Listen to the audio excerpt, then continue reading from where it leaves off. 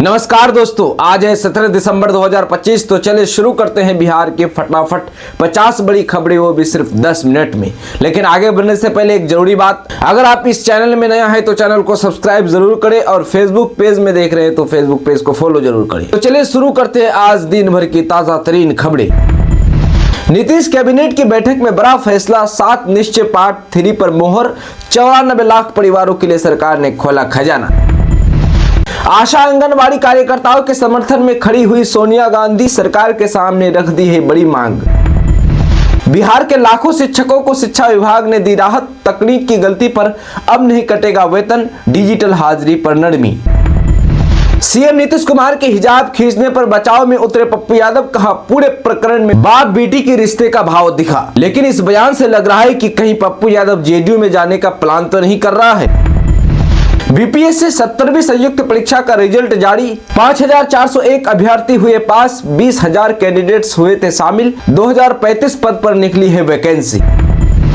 विराट कोहली और अनुष्का शर्मा इस साल तीसरी बार संत प्रेमानंद से मिले, दोनों गुरु दीक्षा की कंठी पहने दिखे। एक्ट्रेस अनुष्का शर्मा बोली, महाराज अब हम आपके हैं, आप हमारे। आईपीएल ऑक्शन, आकाशदीप को केकेआर ने 1 करोड़ में खरीदा। बिहार के 3 खिलाड़ी 30-30 लाख में बिके। पप्पू यादव के बेटे भी कोलकाता से खेलेंगे। गरीबों की झोपड़ी पर सरकारी बुलडोजर का कहर, रसूखदारों के पक्के मकानों पर चुप्पी। रोहतास में भड़का जन आक्रोश, सड़क पर आगजनी। बिहार के पूर्व मुख्यमंत्री लालू प्रसाद यादव के बड़े बेटे तेज प्रताप यादव ने अब खरीदी 15 लाख की सुपर बाइक। अब तेज प्रताप यादव चलाएंगे सुपर बाइक। पश्चिम बंगाल चुनाव से पहले बड़ा एक्शन, 58 लाख वोटर्स के नाम वोटर लिस्ट से हटे, एसआईआर लिस्ट जारी। बीजेपी का कार्यकारी अध्यक्ष बनते ही सबसे पहले केंद्रीय मंत्री नितिन गडकरी के घर पहुंचे नितिन नवीन। आईपीएल ऑक्शन, बिहार के 3 खिलाड़ी 30-30 लाख में बिके। पप्पू यादव के बेटे केकेआर से खेलेंगे, साकिब को सनराइज हैदराबाद, मोहम्मद इजहार को एमआई ने खरीदा। मोदी सरकार फिर से लागू करेगी ओल्ड पेंशन स्कीम, वित्त मंत्री ने सदन में दिया जवाब। सरकारी कर्मचारियों के लिए आई फायदे वाली जानकारी।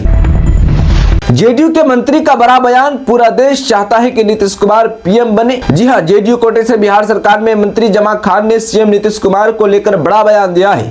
उन्होंने इच्छा जताई है कि नीतीश कुमार पीएम बने। मंत्री ने कहा कि हम और पूरा देश चाहता है कि नीतीश कुमार प्रधानमंत्री बने। हिजाब हटाने पर जब हुआ बड़ा विवाद तो नीतीश कुमार के मंत्री ने दिया बड़ा बयान। अफसोस किस बात की है? जी हां, अब नीतीश सरकार के मंत्री मोहम्मद जमा खान ने बड़ा बयान दिया है। मंगलवार 16 दिसंबर 2025 को उन्होंने इस पूरे मुद्दे पर हो रही राजनीति को लेकर कहा कि ये अफसोस की बात है कि आज के नेताओं का स्तर इतना गिर गया है कि उन्हें समझ नहीं आता है कि वो क्या कर रहे हैं। जमा खान ने कहा कि जिस नेता के बारे में बात कर रहे हैं, उन्होंने बिहार में सभी जातियों, धर्मों और वर्गों के लोगों का सम्मान किया है और उनके लिए काम किया है। सब लोग उनके व्यवहार को जानते हैं। वे किसी को ये महसूस नहीं कराते हैं कि वो बिहार के मुख्यमंत्री हैं। वे उन्हें महसूस कराते हैं कि वो उनके अभिभावक हैं। कल की जो बात लोग कर रहे हैं वो उनकी बेटी जैसी लड़की है। ये स्नेह का संभव है। बिहार में एक और बड़ी खुशखबरी, किसानों के लिए 75% सब्सिडी। जी हां, आपको बता दें कि बिहार सरकार ने राज्य में किसानों की आय बढ़ाने और खेती को अधिक लाभकारी बनाने के उद्देश्य से नारियल की व्यावसायिक खेती को बढ़ावा देने का फैसला किया है। खासकर उत्तर बिहार के जिलों में जैसे गंगा, केओल और हरोहर क्षेत्र के जलवायु को नारियल की खेती के लिए अनुकूल मानते हुए सरकार ने इस योजना की शुरुआत की है। लखीसराय जिले में इस वित्त वर्ष में 1500 नारियल के पौधे को लगाने का लक्ष्य रखा गया है। इस योजना के तहत किसानों को नारियल के पौधे पर 75% तक सब्सिडी मिलेगी। उदाहरण के तौर पर 85 रुपये मूल्य वाले एक पौधे पर किसान को 63 रुपये से ज्यादा की सब्सिडी मिलेगी, जिससे उन्हें केवल 21 रुपये ही अपने खर्च से लगाने होंगे। पटना समेत कई जिलों में डीलरशिप के मौके। जी हां, बिहार में खुलेंगी करीब 5000 नई पीडीएस दुकानें। पटना जिले में 435 नई राशन दुकानें खुले जाएंगी, जो राज्य में सबसे अधिक है। इसके बाद मुजफ्फरपुर में 356, भागलपुर में 336, पूर्णिया में 320, पश्चिम चंपारण में 242 और रोहतास में 245 नई दुकानों की रिक्तियां हैं। गया में 240, मधुबनी में 248, सीवान में 229, सीतामढ़ी में 196 और कटिहार में 191 में नई दुकानों की योजना है। इसके अलावा वैशाली, दरभंगा, समस्तीपुर, खगड़िया, किशनगंज और अन्य जिलों में भी नई पीडीएस दुकानों की स्थापना की जाएगी। बिहार के मुख्यमंत्री नीतीश कुमार के मुस्लिम महिला के हिजाब हटाने की कोशिश करने वाला वीडियो वायरल होने पर राज्य ही नहीं बल्कि देश भर का सियासी पारा गर्म हो गया है। आरजेडी, कांग्रेस समेत अन्य कई विपक्षी दलों के नेता नीतीश के वीडियो की निंदा करने में लगे हैं।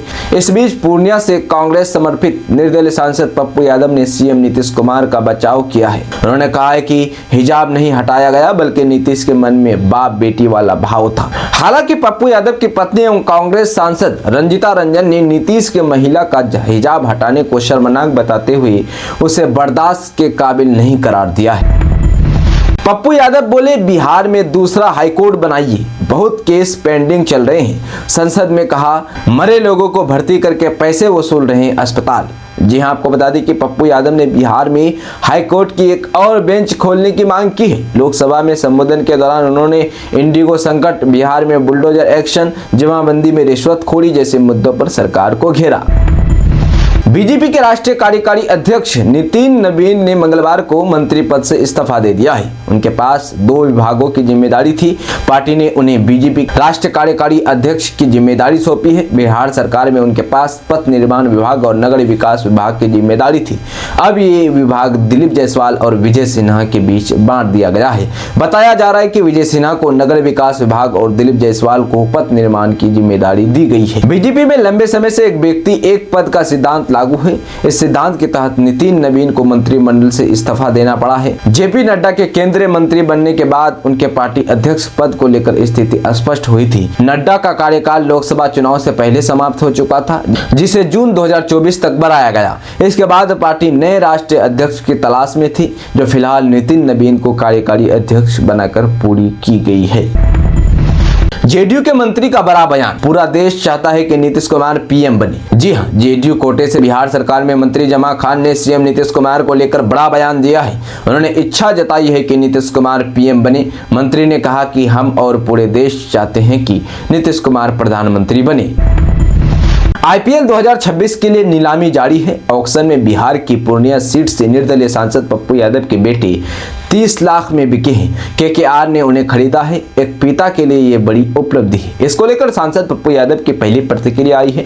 उन्होंने मंगलवार 16 दिसंबर 2025 की शाम अपने एक्स हैंडल को पोस्ट करते हुए खुशी का इजहार किया है। पप्पू यादव ने एक्स पर लिखा है, बधाई बेटू, जमकर खेलो, अपनी प्रतिभा के दम पर अपनी पहचान बनाओ, अपनी चाहत पूरी करो, अब सार्थक के नाम से बनेगी हमारी पहचान। पप्पू यादव के इस पोस्ट पर लोग उन्हें भी बधाई दे रहे हैं। बिहार में सरकारी नौकरी की तैयारी कर रहे युवाओं के लिए एक राहत भरी खबर सामने आई है। बिहार स्टाफ सिलेक्शन कमीशन यानी बीएसएससी ने इंटर पास उम्मीदवारों के लिए निकली भर्ती में आवेदन की आखिरी तारीख बढ़ा दी है। ऐसे में जो अभ्यर्थी किसी कारण से पहले आवेदन नहीं कर पाए थे, उनके पास अब एक और मौका है। ये भर्ती बिहार के अलग अलग सरकारी विभागों के लिए निकाली गई है, जिसमें हजारों पद शामिल है। कांग्रेस की रैली में पीएम मोदी को अपशब्द कहने पर संसद में हंगामा। नड्डा बोले, माफी मांगे राहुल सोनिया। जी हां, आपको बता दें कि कांग्रेस की रैली में प्रधानमंत्री नरेंद्र मोदी के खिलाफ कथित आपत्तिजनक टिप्पणी को लेकर सोमवार को संसद में जोरदार हंगामा हुआ। राज्यसभा में जेपी नड्डा और लोकसभा में किरेन रिजिजू ने कांग्रेस पर हमला करते हुए राहुल गांधी और सोनिया गांधी से सार्वजनिक माफी मांगने की बात कही। वहीं कांग्रेस नेता केसी वेणुगोपाल ने आरोपों को बेबुनियाद और ड्रामा बताया है। कांग्रेस की वोट चोरी रैली में शामिल नहीं हुए शशि थरूर, सब ठीक है सवाल का दिया जवाब। दिल्ली के रामलीला मैदान में वोट चोरी के खिलाफ आयोजित हुई कांग्रेस की रैली में शामिल न होने पर कांग्रेस सांसद शशि थरूर ने स्पष्टीकरण जारी किया है। कल रविवार तो मैं विदेश में था, ये 6 महीने पहले का कमिटमेंट था। उन्होंने रिपोर्टर के क्या सब कुछ ठीक है सवाल पर कहा कि बिल्कुल ठीक है। नरेंद्र मोदी खोखले और दिखावटी है, मनरेगा को खत्म करने की रिपोर्ट्स पर बोले कांग्रेस। जी हां, आपको बता दें कि केंद्र सरकार के मनरेगा को खत्म करने की रिपोर्ट्स पर कांग्रेस अध्यक्ष मल्लिकार्जुन खड़गे ने प्रतिक्रिया दी है। उन्होंने कहा है कि नाम बदलने की बात नहीं, यह मनरेगा को खत्म करने की साजिश है। उन्होंने कहा, संघ के 100 साल पर गांधी का नाम मिटाना दिखाता है। जो मोदी जी विदेशी धरती पर बापू को फूल चढ़ाते हैं, वो खोखले और दिखावटी है। पीएम मोदी 3 देशों के दौरे पर हुए रवाना। दिल्ली में कोहरे के चलते फ्लाइट ने देरी से भरी उड़ान। जी आपको बता दें कि प्रधानमंत्री नरेंद्र मोदी ने 3 देशों जॉर्डन, इथियोपिया व ओमान की यात्रा पर दिल्ली से रवाना हो गए। प्रधानमंत्री का जॉर्डन के लिए दौरा दिल्ली एयरपोर्ट से सुबह 8:30 बजे शुरू होना था, लेकिन घने कोहरे के कारण उनकी फ्लाइट कुछ देर के लिए रोक दी गई थी। वो 15 से 16 दिसंबर तक जॉर्डन जबकि 16 से 17 दिसंबर तक इथियोपिया में रहेंगे। महिलाओं की योजना के पैसे 10,000 रुपये पुरुषों के खाते में भेजे गए। बिहार सरकार पर आरजेडी का आरोप। जी आपको बता दें कि आरजेडी ने बिहार सरकार पर गंभीर आरोप लगाए हैं। आरजेडी का दावा है कि महिलाओं के लिए चलाई जा रही योजना के 10-10 हजार की राशि महिलाओं के बजाय पुरुषों के बैंक खातों में भेज दी गई है। वहीं पार्टी ने इसे प्रशासनिक लापरवाही बताते हुए कहा कि अब रकम वापस लेने के लिए संबंधित पुरुषों को पत्र भेजे जा रहे हैं, जो कि बहुत शर्मनाक बात है। नीतीश कैबिनेट की बैठक में बड़ा फैसला, 7 निश्चय पार्ट 3 पर मोहर। 94 लाख परिवारों के लिए सरकार ने खोला खजाना।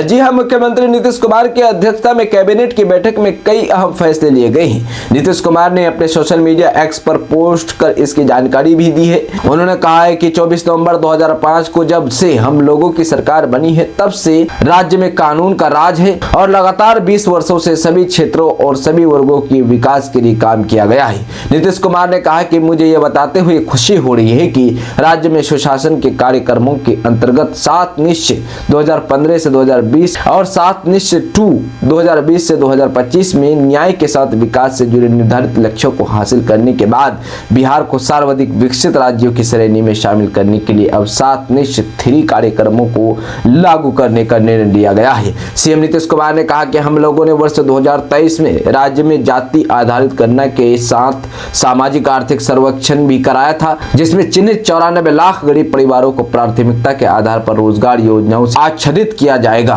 और आवश्यकता अनुसार अतिरिक्त वित्त सहायता भी प्रदान की जाएगी। बिहार के उत्पादों की बिक्री के लिए हाट बाजारों को विकसित किया जाएगा। मुख्यमंत्री ने कहा कि 7 निश्चय 3 का पहला निश्चय दोगुना रोजगार दोगुनी आय रखा गया है। इसका उद्देश्य राज्य के प्रति व्यक्ति औसत आय को 2 गुना करना है। इसके लिए कई कार्यक्रमों और योजनाओं को लागू किया है। दोस्तों, आप वीडियो को शुरू से अंत तक देखे कि नहीं, आप कमेंट में हाँ या ना बता करके जवाब दीजिए। अगर आप वीडियो को शुरू से अंत तक देखे हैं तो कमेंट में एक बार हाँ लिख दीजिए और अपना जिले का नाम लिख दीजिए, या अगर बिहार के अलावा दूसरे राज्य से देख रहे हैं तो किस राज्य के किस जिले से देख रहे हैं, कमेंट में अपना जिले का नाम जरूर लिखिए। चलिए दोस्तों, अभी तक के लिए इतना ही, फिर मिलते हैं अगली वीडियो में। तब तक के लिए जय हिंद, जय भारत।